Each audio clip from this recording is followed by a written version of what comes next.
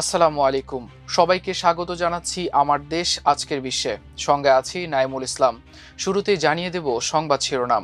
বাংলাদেশ বিমান বাহিনীতে যুক্ত হচ্ছে পাকিস্তানের JF-17 থান্ডার। ভেনেজুয়েলায় হবে আমেরিকার জ্বালানি হাব, বললেন মাচাদো। মসজিদ ভাঙাকে কেন্দ্র করে অশান্ত নেপাল, ভারত সীমান্ত বন্ধ। সুদানের ড্রোন হামলায় নিহত 10। দর্শক, এতক্ষণ শুনছিলেন শিরোনাম, এবার জানিয়ে দিচ্ছি বিস্তারিত। বাংলাদেশ বিমান বাহিনীতে নতুন প্রজন্মের যুদ্ধবিমান যুক্ত হওয়ার সম্ভাবনাকে সামনে রেখে পাকিস্তানের সঙ্গে উচ্চ পর্যায়ের প্রতিরক্ষা আলোচনা করছে ঢাকা। ইসলামাবাদ সফরে গিয়ে পাকিস্তানের বিমান বাহিনীর প্রধান air chief marshal Zaheer Ahmed Babar সিদ্দিকির সঙ্গে JF-17 থান্ডার যুদ্ধবিমান ক্রয়সহ সামগ্রিক প্রতিরক্ষা সহযোগিতা নিয়ে বৈঠক করেছেন বাংলাদেশ বিমান বাহিনীর প্রধান air chief marshal Hasan Mahmud Khan. পাকিস্তানের সংবাদ মাধ্যম দ্য ডন জানায়, মঙ্গলবার পাকিস্তানের সামরিক বাহিনীর মিডিয়া উইং আন্তঃবাহিনীর জনসংযোগ দপ্তর ISPR এক বিবৃতিতে জানিয়েছে, বাংলাদেশ ও পাকিস্তানের বিমান বাহিনীর প্রধানের মধ্যে JF-17 থান্ডার যুদ্ধবিমান ক্রয়ের সম্ভাবনা নিয়ে বিস্তারিত আলোচনা হয়েছে। চীন ও পাকিস্তানের যৌথ উদ্যোগে নির্মিত এই বহুমুখী যুদ্ধবিমানটি 2019 ও 2025 সালে ভারতের সঙ্গে সংঘাতে এর যুদ্ধ ক্ষমতা প্রমাণ করেছে বলে দাবি করেছে পাকিস্তান।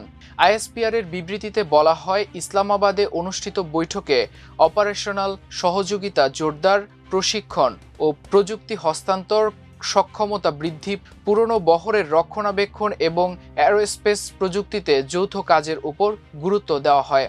এই সফরে বাংলাদেশ বিমান বাহিনীর প্রধান একটি উচ্চ পর্যায়ের প্রতিরক্ষা প্রতিনিধি দলের নেতৃত্ব দিচ্ছেন।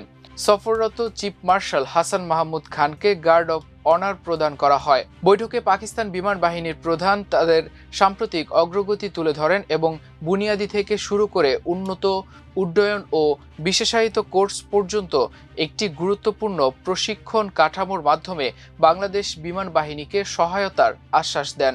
বাংলাদেশ বিমান বাহিনীর প্রধান পাকিস্তানের যুদ্ধ অভিজ্ঞতার প্রশংসা করেন এবং অপারেশনাল দক্ষতা থেকে উপকৃত হওয়ার আগ্রহ প্রকাশ করেন। তিনি পুরনো যুদ্ধ বিমানের রক্ষণাবেক্ষণের আকাশসীমা নজরদারি জোরদার এবং এয়ার ডিফেন্স রাডার একীভূতকরণের সহায়তা চান। ভেনেজুয়েলার বিরোধী দলীয় নেত্রী মারিয়া মাচাদো বলেন, একটি মুক্ত ভেনেজুয়েলা উত্তর ও দক্ষিণ আমেরিকার জ্বালানি হাব বা প্রধান জ্বালানি কেন্দ্রে পরিণত হবে।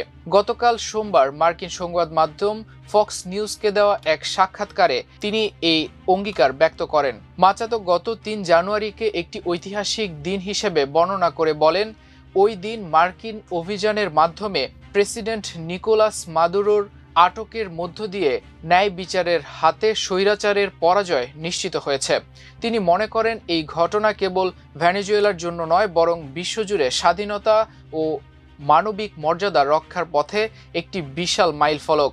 বিশ্বের বৃহত্তম তেলের মজুদ সমৃদ্ধ দেশ হিসেবে ভেনেজুয়েলা এই লক্ষ্য অর্জন করবে বলে তিনি আশা প্রকাশ করেন। সোমবার ফক্স নিউজের উপস্থাপক শন হেনিটিকে দেওয়া সাক্ষাৎকারে মাচাদো বলেন, আমরা ভেনেজুয়েলাকে আমেরিকার প্রধান জ্বালানি কেন্দ্রে রূপান্তর করব।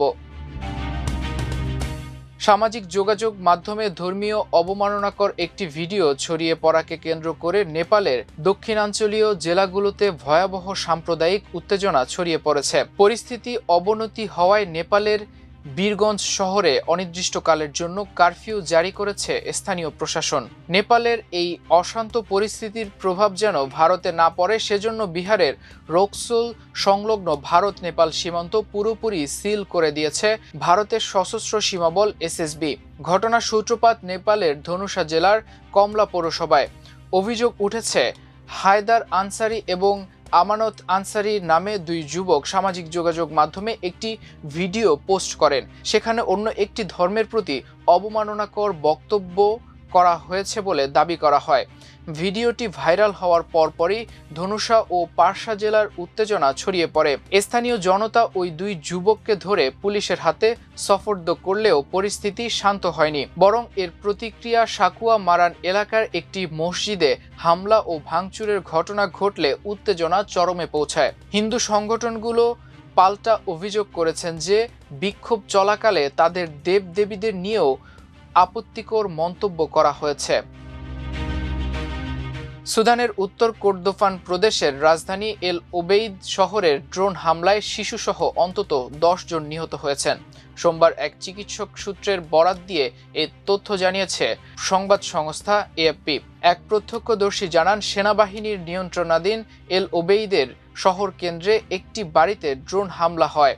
দীর্ঘ কয়েক মাস ধরে শহরটি ঘিরে রাখার চেষ্টা চালাচ্ছে সেনাবাহিনীর প্রতিদ্বন্দ্বী আধা সামরিক বাহিনীর র্যাপিড সাপোর্ট ফোর্সেস বা আরএসএফ। দর্শক, এই ছিল আমার দেশ আজকের বিশ্বের আয়োজন। এতক্ষণ সঙ্গে থাকার জন্য অশেষ কৃতজ্ঞতা। আল্লাহ হাফেজ।